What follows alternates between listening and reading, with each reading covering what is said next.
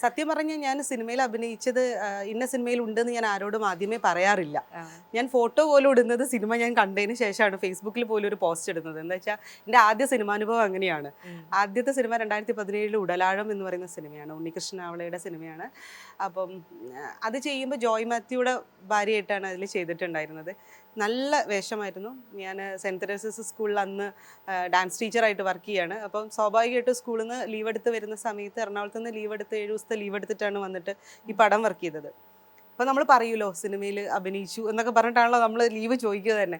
പക്ഷേ പടം ഇറങ്ങിയ സമയത്ത് ഒരു പാസിംഗ് ഷോട്ട് മാത്രമേ ഉണ്ടായിരുന്നുള്ളൂ. അന്ന് ഞാൻ മനസ്സിലാക്കി, പക്ഷേ സിനിമയുടെ സ്വഭാവം എങ്ങനെയാണ്, എപ്പോൾ വേണമെങ്കിലും നമ്മൾ ഉണ്ടാവാം, ഉണ്ടാവാതിരിക്കാം. അപ്പോൾ സ്വാഭാവികമായിട്ടും ഇപ്പൊ പറച്ചിൽ നിർത്തി. പക്ഷെ ഇപ്പൊ എല്ലാം നല്ല ക്യാരക്ടേഴ്സിലേക്ക് തന്നെ എത്തിയിട്ടുണ്ട്. ദൈവം സഹായിച്ച് ഗുരുക്കന്മാരുടെ അനുഗ്രഹം കൊണ്ട് വലിയ കുഴപ്പമില്ലാതെ ഇങ്ങനെ തട്ടിമുട്ടി പോകുന്നുണ്ട്. ഓക്കെ. അപ്പൊ അതിന് തൊട്ട് മുന്നേ എനിക്ക് തോന്നുന്നു മറ്റേ പേരില്ലൂരാണ് പിന്നീട് ഉണ്ടായ. അപ്പൊ അതിലും നല്ലൊരു കഥാപാത്രം തന്നെ. അതിൽ ലില്ലി എന്ന് പറഞ്ഞൊരു ക്യാരക്ടറാണ്. അതിന്റെ തൊട്ട് മുന്നേ ചെയ്തത് 18+ ഒരു പാവം അമ്മവേഷമായിരുന്നു. വെറുതെ ഇങ്ങനെ കരഞ്ഞുകൊണ്ടിരിക്കുന്ന ഭർത്താവിനും മകനെയും മാത്രം ഡിപ്പെൻഡ് ചെയ്ത് ജീവിക്കുന്ന, വളരെ സങ്കടത്തിൽ നിൽക്കുന്ന ഒരു ക്യാരക്ടറിൽ നിന്നും ലില്ലിയിലേക്കുള്ള ട്രാൻസ്ഫോർമേഷൻ ഭയങ്കര രസമായിരുന്നു. അത് വളരെ കുശുമ്പും അസൂയും അത്യാവശ്യം കുന്നായ്മയും ഒക്കെ ഉള്ള ഒരു സ്ത്രീയാണ്. അപ്പൊ അധികം അഭിനയിക്കേണ്ടി വന്നില്ല, കയ്യിലുള്ളതിന്റെ കൂടെ കുറച്ച് ഇട്ടാൽ മതിയായിരുന്നു. അപ്പൊ അങ്ങനെ അത് ദിൽഖുഷിന്റെ അമ്മയായിട്ട്. പിന്നെ അതിനുള്ളൊരു ഫ്രീഡം പ്രവീൺ സാറ് തന്നത് കൊണ്ട് ആ സെറ്റും ഭയങ്കര ജോളി ആയതുകൊണ്ട് അത് വലിയ കുഴപ്പമില്ലാണ്ട് അങ്ങനെ തട്ടിമുട്ടിപ്പോയി. ഇപ്പൊ റീൽസ് ആയിട്ടും ഒക്കെ ആയിട്ട് അതിങ്ങനെ വന്നുകൊണ്ടിരിക്കുന്നുണ്ട്.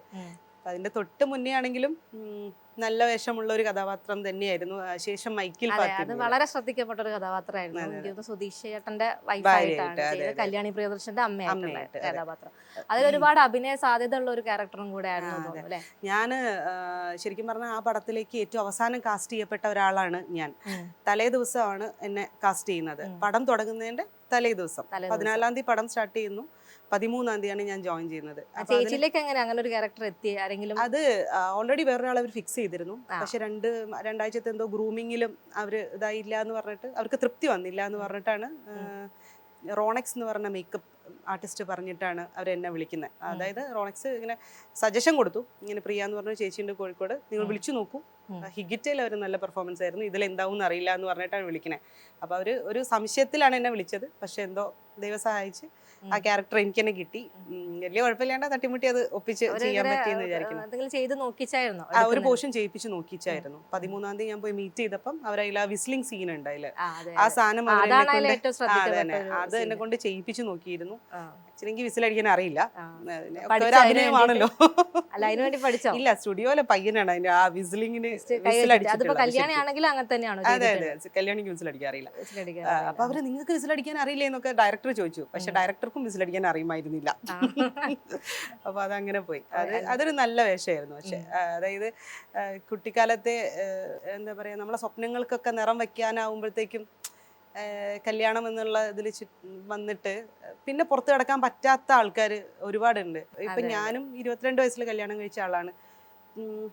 നമ്മള് പുറമേന്ന് കാണുന്ന ഒരു ലോകമല്ലല്ലോ മിക്കവാറും നമ്മൾ യാഥാർത്ഥ്യത്തിൽ വരുമ്പോഴുള്ളത്. അപ്പം നമുക്ക് അതിൽ നിന്നുള്ളത് പുറത്തേക്ക് പറക്കുക എന്ന് പറയുന്നത് ഭയങ്കര ടാസ്ക്കാണ്. ഇപ്പൊ നമ്മളെ ഭർത്താവ് എന്ന് പറയുന്ന ആള് എത്ര സപ്പോർട്ട് ചെയ്താലും ചില കെട്ടുപാടുകൾ പൊട്ടിച്ചെറിഞ്ഞ് നമ്മൾ പുറത്തേക്ക് വരിക എന്ന് പറയുന്നത് ഭയങ്കര ബുദ്ധിമുട്ടാണ്.